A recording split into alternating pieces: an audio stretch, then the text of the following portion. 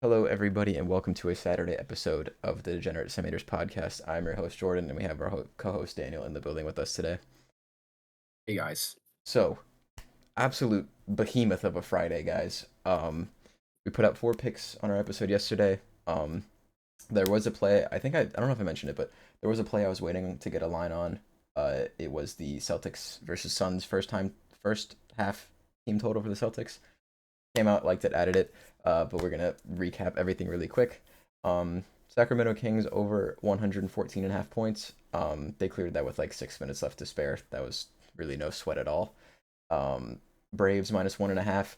They get their first win on the year and cover the spread. I think they shut out the Marlins, actually, if I'm not mistaken. I remember seeing it was 9-0 at one point near the end of the That's game. So thank you, Atlanta. Um, the one game to go under, or the one game to not hit 10. Damn, they scored another one. I thought it was over after that. But the only game that didn't hit was the Padres over 2.5. They only scored one run, which is a little surprising. I honestly might add this tomorrow. I'm gonna think about it some more. But yeah, I'm really surprised that one didn't go over. They literally needed 3 runs and they couldn't do that. But whatever. that's insane. Yeah. Alexander Ovechkin goal, anytime goal. He gets that in the first like 6 minutes or something. Like he got that really fast. Let me see. And then while Danny's Yeah, looking at, dude. what was the It timestamp? was like 4 minutes, Yeah, 3:52. yeah, that's what I thought. But and then yes, the Instagram play I added, Celtics over 59 and a half team total. Uh, they actually, this was a close one. They did get just 60. They were right there. It came down to the wire. Not really sure what the sports books were thinking with that one, considering how the Celtics did Phoenix in their last matchup a couple weeks ago. So yeah, 4-1 on the day, up 2.75 units. So we're well back into the green to kick off April. Before we get into today's plays, just a couple housekeeping items. Once again, guys, if you are not following us on Instagram, but you listen to this show, don't know what you're doing. We do add a lot of plays, take a lot of plays back if they're no longer favorable.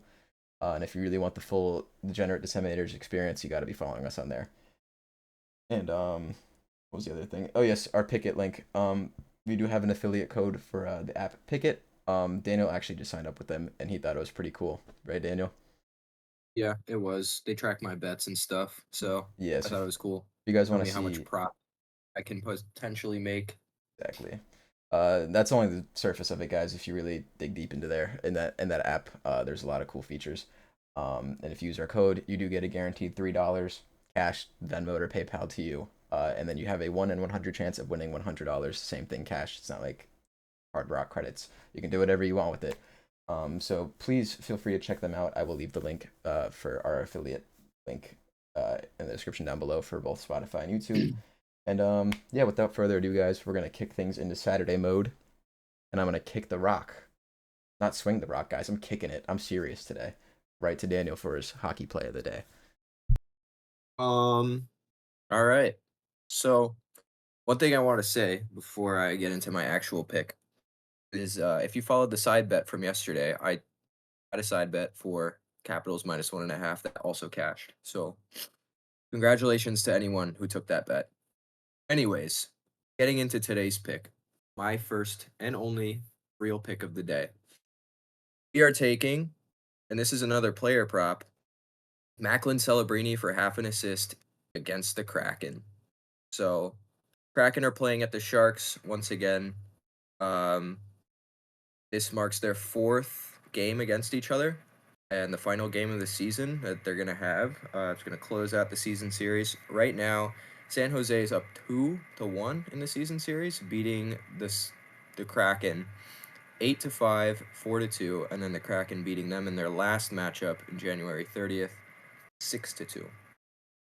So obviously both of these teams are pretty much at the bottom of the league, but my reasoning for Macklin Celebrini over half an assist is he has not gone a game without getting an assist on them, at least this season. I mean, it's his first season, uh, so yeah, I think it's entirely possible that he does it again. Obviously, once again, he's a rookie. It's his first season. He doesn't have a crazy amount of points, but for a rookie, 54 points in 63 games is pretty solid with 33 assists and 21 goals. Um, he's developing really well. And at least for this game, especially against another team like Seattle, who, to be quite honest with you, sucks really bad. I think he can score a goal or get an assist or both. So for our purposes of the podcast, I will be taking Macklin Celebrini for over half an assist at plus 130. I believe that's the line. And then as far as the side bet goes, you know I'm gonna have to do it. Sharks minus 1.5, baby. If that's even a line, I don't think that is. If not, Sharks money line. But yeah, that's all I have to say today. I'm going to swing the rock over to Jordan. Hey guys, funnily enough, I feel like we've said the words Macklin Celebrini for for one assist at least 20 times on the show, and the fact that this is the first time it's actually made the official sheet here, truly I think symbolic you of can do how it. I far really we've do. come. But I anyways, mean, guys. Oh, sorry. Go ahead. it's a stud, man. So, dude, go ahead. All right, so That's bullshit. I do have one NBA pick, and then I do have one pick for the UFC.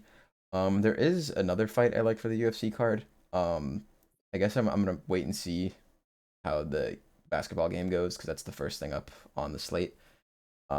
Might roll some of that money over into the next pick. But who knows? But what I'm rock with tonight, like I said, two picks, one from the NBA, one from the UFC. We're gonna start with the NBA. We're looking at the Milwaukee Bucks at the Miami Heat. We've actually been betting the Heat a lot lately. I feel like it's been like our third or fourth time as of late, but they've been doing good things, and this is overall a very interesting matchup. Um, the Bucks did have a little losing skid after losing Damian Lillard due to a DVT. I do like Damian Lillard. I hope he gets better and he's back on playoffs time, but we don't really know. But I've mentioned before when it comes to game total overs, there are certain numbers that I like. For example, if the game total line is under 220, I don't care who's playing. I'm gonna look at it. Doesn't mean I'm gonna take it, but when we have two, pretty solid teams in the East playing against each other, game line of 215, I had to jump on that. The Bucks have gone over this line of 215 in their last 5 games.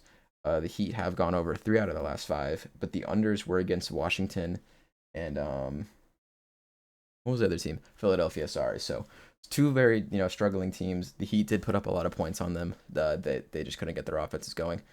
So who knows if they had other teams in those slots, it could have been 5 for 5 as well.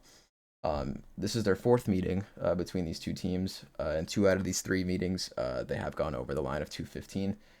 And yeah, just a lot to play for in general for this game. The Bucks do sit half a game behind Detroit. If they do take that spot, I feel like it would give them a easier matchup in the playoffs.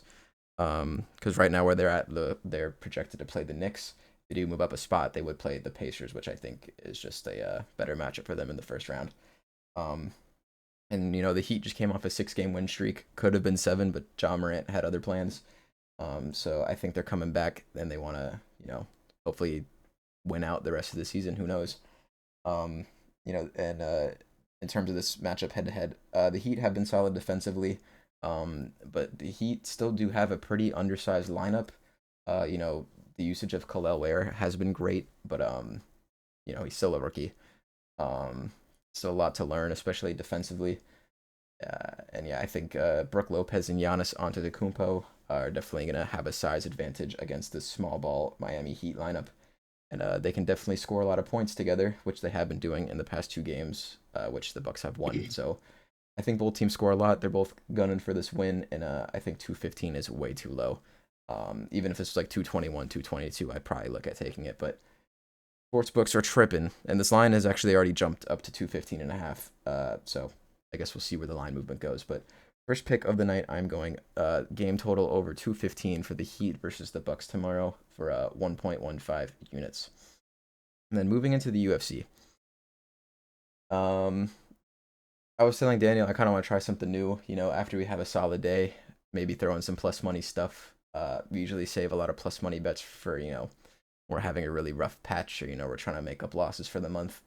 But I think we're gonna start doing this a little more frequently, especially when we have a big day like a 4-1 up 2.75. So this is kind of playing into that. But I do have a lot to say about this fight, and I actually do think this could cash. But uh, one of the more recent UFC bets we took, that was a good win, was Marab versus Umar.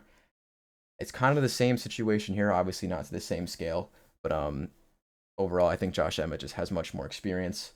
Um, Leroy Murphy still up and coming as a contender, but Josh Emmett has faced some pretty top tier opponents in the 145 division on his resume. He beat Calvin Cater in a unanimous decision.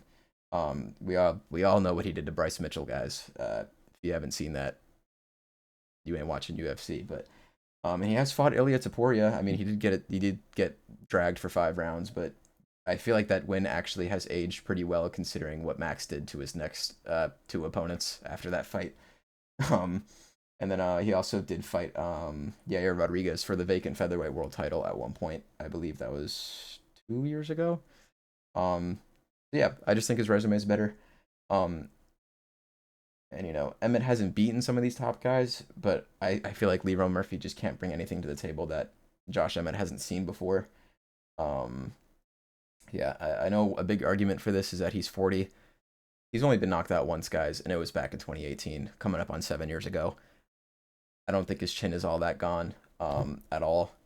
And like I said, he is just coming off, you know, not only the biggest knockout of his career, but like one of the biggest knockouts in UFC history. So um, outside of that, another thing to look at here, I think the key to victory for Emmett is to just make this fight a little dirty. Get up in there close. Don't let Leron Murphy just point fight for 5 rounds, which he definitely is going to do. And the fact that this is in the Apex is really interesting because I don't know if you guys knew this, but the Apex octagon is actually significantly smaller than the regular UFC octagon. So I think it's going to make it hard for Murphy to get away from him. And it definitely does give Emmett the advantage in close range. And yeah, I just like Josh Emmett here. It is UFC, so I can't sit here and tell you that Josh Emmett is 1,000% going to win. But given the experience, just resume wise and 5 round fight wise, uh, coming off of a huge win, um, I wouldn't be surprised if he beats Lerone. So we're taking the Josh Emmett money line as he is sitting at plus 250, which I think is absolutely crazy. So we're gonna be putting a half unit on that. I truly think this can cash, and if it does, that'll be awesome. But yeah, that's it for my picks. Daniel, is there anything else you'd like to add? Um, nah, I'm All right. good.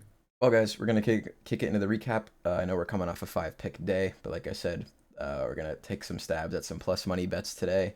If we lose, losses are pretty minimal, but if we win, we're up big time to close out the weekend. So, Macklin Celebrini, our mascot for the podcast, over half an assist for 0.77 units. That is at plus 130. Heat Bucks over 215 game total for 1.15 units, and Josh Emmett money line for zero point 0.5 units. And before we wrap things up, I do believe that the fight distance to go under for the Josh Emmett fight is actually plus 140 or something around there. Honestly, I don't mind it.